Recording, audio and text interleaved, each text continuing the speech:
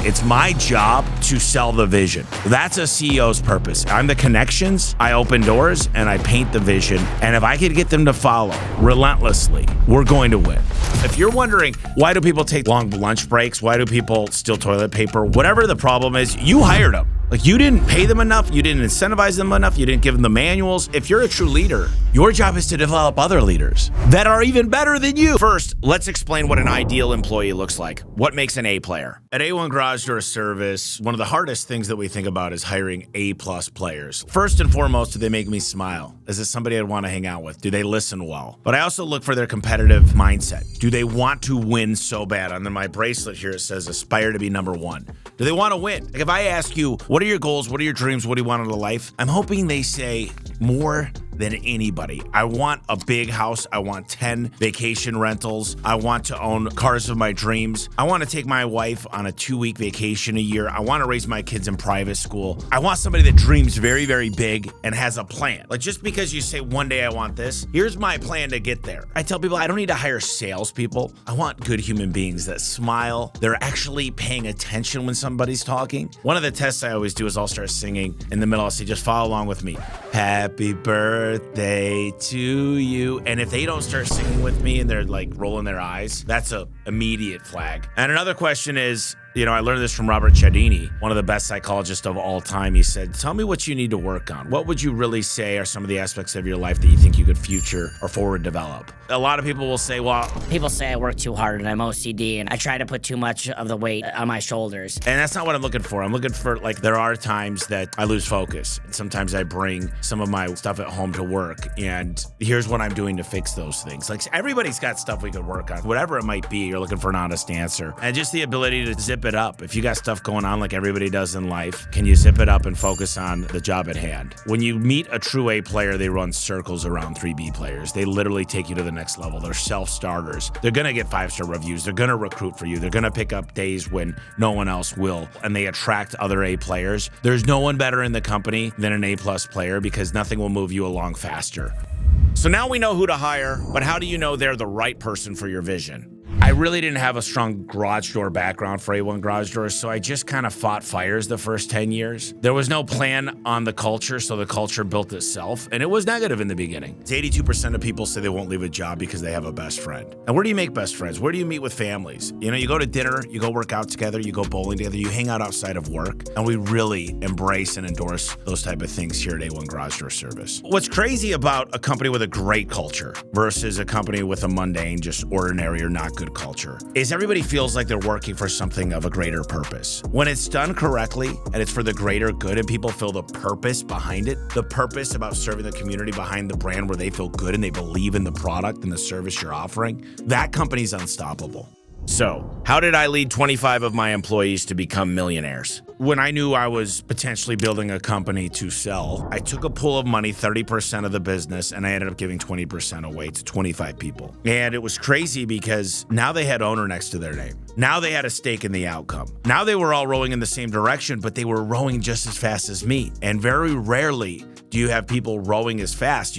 Private equity figured this out. They do profit units. Public companies do stock offerings where they'll give stock options. Most small businesses don't understand this and they don't know how to make it work. And I will warn you that giving away equity, if you don't have it vested correctly, too early in a business could destroy you. So be very careful on how this is done. That's why I'm writing a new book called Pay Them What They're Worth. But the day the money got wired was Christmas of 2022. It's a great Christmas. I felt great because it meant true financial freedom for my family tree all the way down generations. But when I watched them and their families and what they were able to do and provide, I can't put it into words, but it was one of the best feelings I've ever had. And what I could tell you is it's lonely at the top of the mountain if you go by yourself. I just don't recommend it. I think sharing with the people that helped you get to where you're at, it's a team that brings you there. And it's truly one of the biggest things I've learned over the last year after the private equity. I need all my leadership looking and running in the same direction It's my job to sell the vision. That's a CEO's purpose. I'm the connections, I open doors, and I paint the vision. And if I could get them to follow relentlessly, we're going to win. And any company that I invest in, I demand, like it's a necessity. If I'm going to get involved, there's other millionaires going to come out of this that have helped you get to this spot. Just like the Model T, Henry Ford on the assembly line, the people that are doing the work every day know the most about it. Have them more involved in the decision making. I could imagine back in the early 1900s, someone was working on the brakes and the wheel on the Model T, and someone said, wow, I could probably go 10 times as fast if I was just doing the brakes. And Henry Ford's team listened, and they added one more person to the assembly line and made them 1 hour more efficient, which put out 10 more vehicles per day. I think that listening to each and every level, they say you're only as strong as your weakest link. Usually there's a department, and those people know the answers. It's just the leadership team, the management team. They don't want to hear it because they almost look at these people like they're inferior, and that's not okay. Like if you wonder and look all around and you're the smartest person, that's a problem. If you're like trying to police all your people, that's an issue. And you hired them, so look in the mirror. See, there's an interesting problem is you're only one person. So you need to develop leaders. And just like in the Army, there's levels. And at every level, there's like your direct report, then the next level, then the next level, then the commander or the chief or whatever it might be. If you're a true leader, your job is to develop other leaders that are even better than you. And this sounds almost contradictory. Like, what if they go out and start something on their own? Well, they could. But what if they stay? They run with fear and they run with anxiety and stress and they wonder, what if? If you treat them right and you truly care, they're going to make a lot of money for you and themselves. And that's what I call winning. So how do you nurture talent once you found it? When it comes to mentorship, professional development in this company, I don't think there's anything stronger. We call it a brotherhood here. There's a sisterhood too. We talk about accountability partners.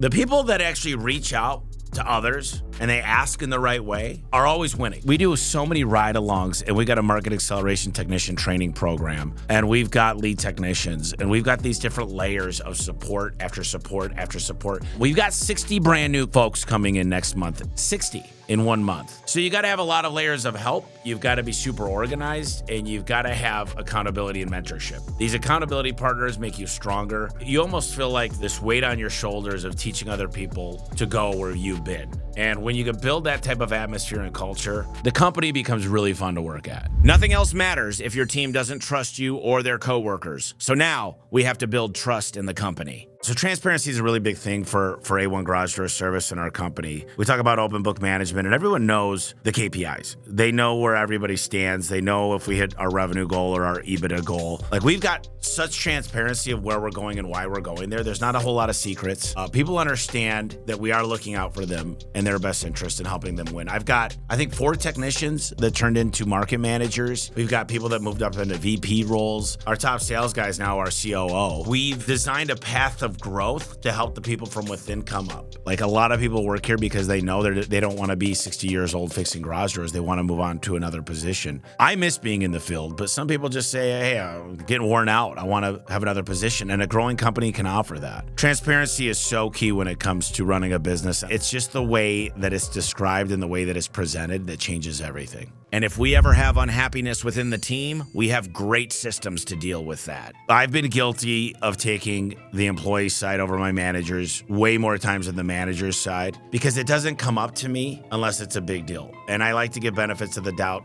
I'm not the first one to fire. I'm the first one to give a second chance, almost to a fault. I've really learned over these past 5 years to respect the chain of command unless it absolutely needs to come to me. I like to hire slow, fire fast. I will say that if you lie, cheat, or steal. If your head's not in it and you're not the material that we're looking for, I'll allow you to go work for one of our competitors. But if your heart's in it and you want to try, I'll give you years to get better. Like, if you want it bad enough and I can see that and you're getting the coaching and you're open to it, it's great. I think conflict is a good thing. I've got a bunch of people that say no to me in my leadership team. They literally aren't yes men and yes women. They literally tell me, I don't like that idea. And it's great, because it gets it all on the table. Because can you imagine working for somebody that you hated all the ideas and you had to just go to work to follow somebody that you didn't believe in? It's my job, again, to paint the picture, work through these little issues and drama, and make sure that we're all running in the same direction. Everybody's excited about it. When that happens, miracles happen. Yeah, so what is company culture compared to revenue goals, expansion goals, and everything else? I think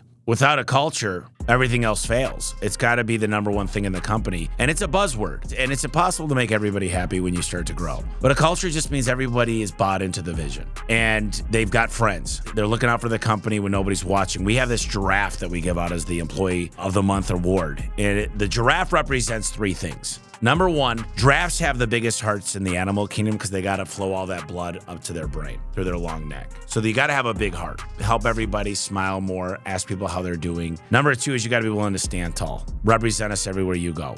If somebody's putting us down on social media, you're going to jump in and tell them you love this company. And number three is you're willing to stick your neck out for the company. That means recruiting. If you're at a great restaurant, stick your neck out for the company and recruit a busboy or a server. That means if there's a one-star review, go there and respond yourself. And that giraffe award means everything to me. It really does symbolize what this company is with the people that work here. All right, I'm going to give you guys the best 5 tips to build the perfect culture in your business. Number one, focus on their dreams, their goals, their aspirations in life. Understand what they want.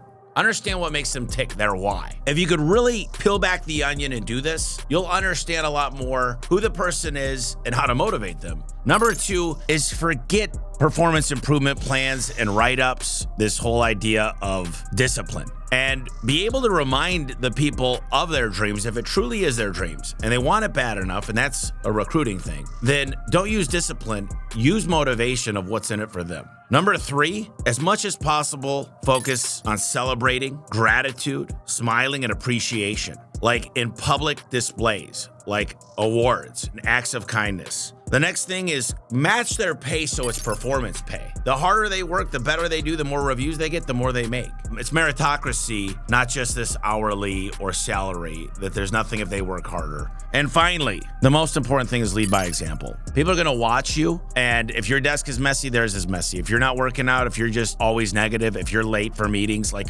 people will watch you, so show up how you wanna be showed up for. Don't say because I'm the boss, I'm allowed to do what I want. Show up in a bigger way and they'll show up back to you. If you do those 5 things, your culture is gonna be amazing and you're gonna grow a very successful business.